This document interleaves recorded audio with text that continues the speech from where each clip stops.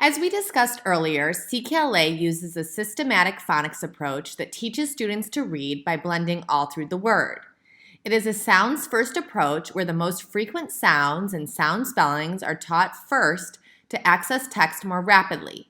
CKLA focuses on sounds or phonemes rather than letters as the primary organizing principle of the program.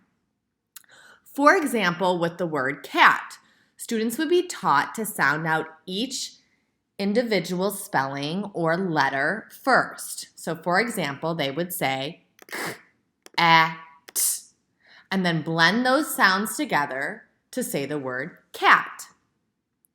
Eventually, with more miles on the page or more reading, students will develop automaticity and finally word recognition, where they can just look at the word cat and read it.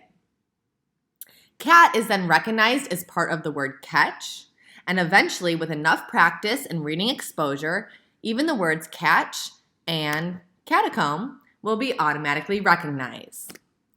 Decoding sound by sound, chunking, and recognizing are all part of the phonics to word recognition process. As you know, CKLA has critical skills routines that support students' phonics knowledge and ultimately their word recognition and fluency. The routine we'll focus on now is chaining. Chaining routines allow us to teach students how to break words down into their smallest units of sounds, or phonemes. A chain is a series of words, sometimes including pseudo words or silly words, that can be built by changing only one letter or spelling at a time. For example, dad, mad, mat, at, cat, cot, dot. As you can see in that chain of words, I only changed one spelling or one sound at a time. Let's look a little deeper at the types of chaining that you may encounter in CKLA. Again, chaining reinforces students' ability to manipulate the sounds in a word in which only a single phoneme or grapheme is changed, added, or deleted at a time. Phoneme is just a fancy way of saying sound, and grapheme is a fancy way of saying spelling or letter. There's two types of chaining. So we have chaining for reading, which is where the teacher manipulates the sounds or the spellings in a word, and the students read those words aloud. Here, students are learning how to decode similarly spelled words by identifying those discrete sounds. We've also got chaining for spelling. In this type of chaining, the teacher gives directions on how to manipulate the sounds or spellings in a word, and students spell those words. The purpose here is to teach students to encode similarly spelled words by identifying the discrete sounds.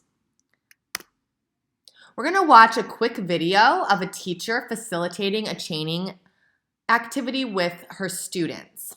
As you watch this video, I would like you to think about what foundational skills do you see the students practicing, and how do you know? And what type of chaining did you view in the video? Is this chaining for reading or chaining for spelling? And how do you know? You may take notes on these questions on page 8 of your participant activity guide if you'd like, or you can just think about these in your head, whichever works best for you. Let's watch the video now.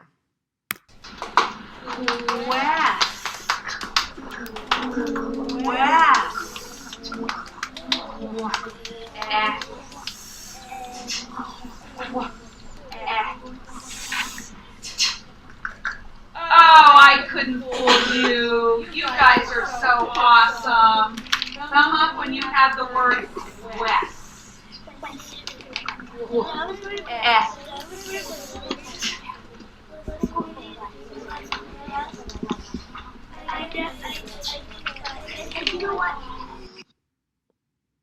Great.